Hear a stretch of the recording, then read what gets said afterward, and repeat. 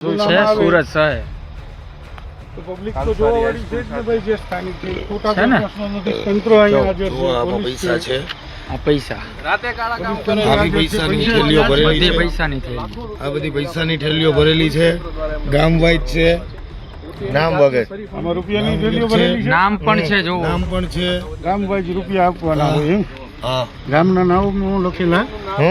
આદમી પાર્ટીનો state secretary ભલે જે હોય તો અમે ઇટાલિયાને જીતાડવા માટે આવ્યો છું. અમે નથી ઓળખતા, આપને પૂછ્યું હતું. વોટથી જીતાડી જવાનું છું. અરે અમે આપને નથી ઓળખતા, પૂછ્યું હતું. બીજા હજી 50 જણાને બોલાવી લો. મોટા ભાઈ 23 તારીખે રિઝલ્ટ મળી જવાનું. તમે ગમે એટલું કરજો, 2 દિવસમાં ભાઈ એ આનો રિઝલ્ટો કોઈ ની તમારે ક્યાં હોય પેલું બાપા? તો વિસાવદરમાં અત્યારે છે દુધારી તલવાર. ખુરશી પર આખરે કોણ બેસશે, એટલે ખુરશી માટે તો આ બધી લડત છે. હવે ધારાસભ્યની સીટ પર, સિંહાસન પર અને સત્તા પર કોણ બેસે છે એને લઈને જ આ બધી જે લડાઈઓ છે, આ બધા જે એકબીજાને ખુલ્લા પાડવાના ખેલ છે એ થઈ રહ્યા છે. કોના માટે? ખુરશી માટે. અને 23 જૂનના રોજ એ નક્કી થશે કે જે ખુરશી માટે પાછળના 3 મહિનાથી ગોપાલ ઇટાલિયા હોય, પાછળના 20 દિવસથી કિરીટ પટેલ હોય કે પછી નીતિન રાનપરિયા જ કેમ નથી, એકબીજાના ખેલ ખુલ્લા પાડવાની જે વાતો અને જે ઘટનાઓ પોતાના ફેસબુક હેન્ડલ પર, ટ્વિટર પર પોસ્ટ કરી રહ્યા છે, 23 જૂનના રોજ ખબર પડશે કે ખુરશી સિંહાસન પર આખરે કયો મૂર્તિઓ બેસે છે. પરંતુ એ બધાની વચ્ચે ગોપાલ ઇટાલિયા દ્વારા ધડાધડ કિરીટ પટેલના બેસ્ટિંગ ઓપરેશન કરવામાં આવ્યા. પરંતુ આ વખાણેલી ખીચડી હવે દાઢે ચોટી છે. એટલે કોઈ પણ વ્યક્તિ પર આપણે આરોપ નાખીએ છીએ ત્યારે આપણે પહેલા ચોખ્ખા હોવું એ જરૂરી છે. નો ડાઉટ વિસાવદરમાં જે ચૂંટણી થઈ રહી છે એમાં આમ આદમી પાર્ટીના જે ઉમેદવાર છે એવા ગોપાલ ઇટાલિયા ચોખ્ખા હોઈ શકે, પરંતુ તેમના જે સમર્થકો છે, તેમના જે નેતાઓ છે, એમને પણ ચોખ્ખા હોવું જરૂરી છે. આપણે કોઈ વ્યક્તિ પર આરોપ મૂક્યા પહેલા આપણે કેટલા ચોખ્ખા છીએ વસ્તુ આપણને ખ્યાલ હોવી જોઈએ. એક વિડીયો જે છે તે વાયરલ થઈ રહ્યો છે સોશિયલ મીડિયા પર, અને એ વિડીયોમાં આમ આદમી પાર્ટીના ઉમેદવાર એવા ક્યાંક ને ક્યાંક એ પણ પૈસા વેચતા હોય, એ નથી વેચતા પરંતુ એમના સમર્થકો હોય તે વેચતા હોય તેવું લાગી રહ્યું છે. ને આમ આદમી પાર્ટીના સમર્થકો રંગે હાથ પકડાયા છે, અને પકડનાર બીજું કોઈ નહીં, એમના સામનેના માણસ એટલે કે ભારતીય જનતા પાર્ટીના માણસ એ પકડાયા છે. સુરત શહેર પ્રમુખ એમની ગાડી જે છે તેની અંદર તપાસ કરવામાં આવી. ભારતીય જનતા પાર્ટીના જે લોકો છે તેમને રોકવામાં આવ્યા. ગઈકાલે મતદાન હતું ને મતદાનના આગળના દિવસે રાત્રે આ સુરત શહેર પ્રમુખની જે ગાડી છે તે જઈ રહી હતી. ગાડીની અંદર આ ભારતીય જનતા પાર્ટીના જે લોકો છે તેમને તપાસ કરી તો ગામ દીઠ જે થેલીઓ છે તે તૈયાર કરવામાં આવી હતી. હવે થેલીના અંદર શું છે એ પુષ્ટિ નથી કરવામાં આવી, પરંતુ જે લોકો છે જેને ગાડી પકડી છે એ લોકો એવું કહી રહ્યા છે કે આની અંદર પૈસા છે. એટલે ગોપાલ ઇટાલિયાએ સ્ટિંગ ઓપરેશન કર્યું, કિરીટ પટેલ દારૂ લાવ્યા છે વેચવા માટે એનું સ્ટિંગ ઓપરેશન કર્યું, લલિત વસોયા પેલી સયોના હોટલમાં જાય છે અને આમ આદમી પાર્ટીના મહામંત્રીને 2 લાખ રૂપિયાની લાલચ આપીને એમ કહે છે કે તમે ભારતીય જનતા પાર્ટીમાં આવી જાઓ અને આમ આદમી પાર્ટીની ખોદણી કરો. એ પ્રકારના 2 સ્ટિંગ ઓપરેશન કિરીટ પટેલના ગોપાલ ઇટાલિયા દ્વારા કરવામાં આવ્યા. પરંતુ હવે કહેવાય છે કે ચકલાની ચાંચ જે છે એ વાંકી અને વાંકી એવી કહેવત છે ગુજરાતમાં. એટલે કહેવાય કે આ કિરીટ પટેલના સ્ટિંગ ઓપરેશન કરતા ગોપાલ ઇટાલિયા એ ભૂલી ગયા કે એમના નેતાઓને પણ કહેવાની જરૂર હતી કે ભાઈ હવે કઈ આગુ પાછું ન કરતા, પરંતુ એ કહેવાનું ભૂલી ગયા. અને ભારતીય જનતા પાર્ટીએ ગોપાલ ઇટાલિયાના જે સમર્થકો છે, જે સુરતના શહેર પ્રમુખ છે, એમની ગાડી રોકીને એમનું જે સ્ટિંગ ઓપરેશન છે ભારતીય જનતા પાર્ટીના સમર્થકોએ, નેતાઓએ કરી દીધું છે. પહેલા વિડીયોમાં શું વાતચીત થઈ રહી છે સાંભળી લો. આમ આદમી પાર્ટીની ગાડી એમાં લાખો રૂપિયા પકડાયા છે. પોતે હેરાને શરીફ અને ડાયા સમજે, રાતે કાળા કામ કરે છે. રાતે કાળી ગાડીમાં, એ બી કાળી ગાડીમાં, અને બીજા ઉપર ખોટા મનગઢ આરોપ નાખે છે. જોજો આમ આદમી પાર્ટીના કારા કરતું તો હજી આપ અમે તમને બતાવશું. આમ આદમી વાળા જોઈ લ્યો, પોતે આ સુરત શહેર પ્રમુખની આમ આદમી પાર્ટી લાગેલી છે.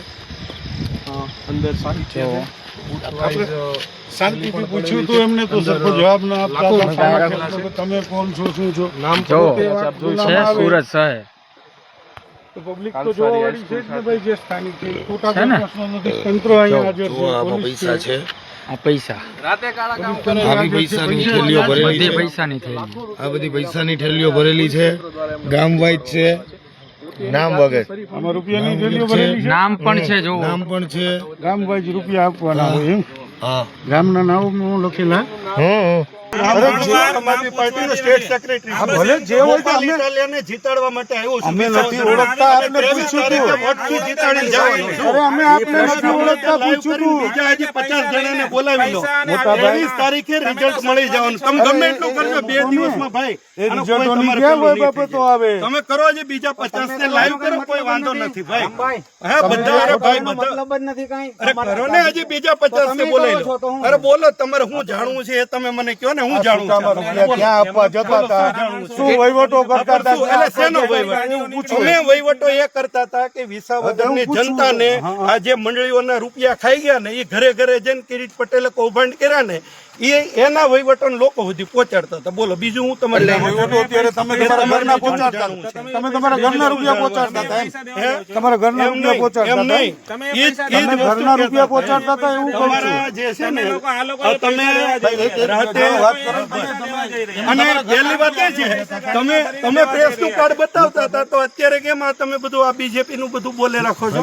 તમે તો પ્રેસમાં હતા ને. ભલા માણસ બધા લોકો જાણે છે આ બધું જે છે ને, અંતે કોઈ જનરલ વસ્તુ પ્રશ્નો થવાનું પૂછાય, એ નથી. પૂછાય અરે છે. જનરલ લઈને તમારે જે બીજા આખું આમ ઇન્ટરવ્યુ આપી દઉં, આમ તમારે જનતા બોલવું જે હોય કંઈ તો. પૂછે તે હા મેં બોલો તમને ને, તમે લીધા જનતા તરીકે મોટા પ્રેસ ભાઈ, જો તરીકે બોલો. સાંભળવાની હા બોલો. કોઈ ખોટી દલીલ અરે બોલો ને, દલીલ ઊંચે અવાજે તમારે શું ખોટી જવાબ દલીલ છે? એ તો મારો કાયમનો અવાજ છે. પૂછી લો સુરત વાળાને, બધાને ખબર છે. જો તમે બધાને ખબર છે. હમણાં આ જ અવાજ છે ભાઈ, ઓળખે છે સારી રીતે. આ જ અવાજ છે, આ જ અવાજ છે. તમારે જે પૂછવાનું એ પૂછો, બોલો. પણ સાંભળો તો પૂછે કે અરે બસ બોલો ને, તમે બોલો. એક ધારા બોલે રાખો તો કોણ? હા પણ બોલો ને, તમારે તમે શું કીધું જાણવું? શું વહીવટ હા. કર્યો? અમે એટલે કિરીટ શેનો પટેલને- વહીવટ? એમ શેનો વહીવટ? તમે શેનો વહીવટ કહેવા માંગો અમે છો? જે રૂપિયાનું કીધું, કોણે અમે કીધું કિરીટ એમ? પટેલના રૂપિયા કોણે જે કીધું? આપવા જતા હતા એની કોણે ગોટાળા કીધું? કર્યા. તમે એમ નહીં. ઘરના આપવા એ જતા તો હતા. અમારે ગોપાલભાઈ જાહેર ઘરના મંચમાં રૂપિયા કરીને આપવા જતા પુરાવા હતા. આપ્યા છે મારા ભાઈ. મોટા ભાઈ, એ આપ્યા છે, એ તો બધાને આપ્યા છે. મોટા ભાઈ, એ તો જે- બધાને જે આપ્યા પુરાવા છે. જે હોય તે લીગલ હશે. હા. હું તમે એમ કહો કે અમે આ રૂપિયા વિડીયોમાં તમે સ્પષ્ટપણે જોયું કે એ સુરતના શહેર પ્રમુખ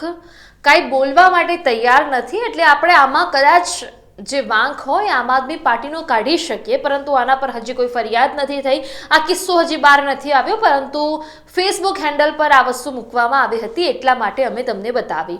ફેસબુક હેન્ડલ પર જે વ્યક્તિએ મૂકી છે, વ્યક્તિ એવું પણ લખ્યું છે કે સાવરણાના લોકોની પૈસા ભરેલી ગાડી લોકોએ પકડી, અભિમાની માણસને જરા પણ ડર નથી. બોપુ સેના તાકાત લગાવી લેજો, કે પછી એમ ના કહેતા કે ઈવીએમથી જીત્યા. બાટો હવે પૈસા. આ છે અમારું ઓપરેશન સબૂત સાથે અને બોપુના 2 પીધેલા ડેશ ડેશ ડેશ સાથે, એવું અહીંયા લખવામાં આવ્યું છે.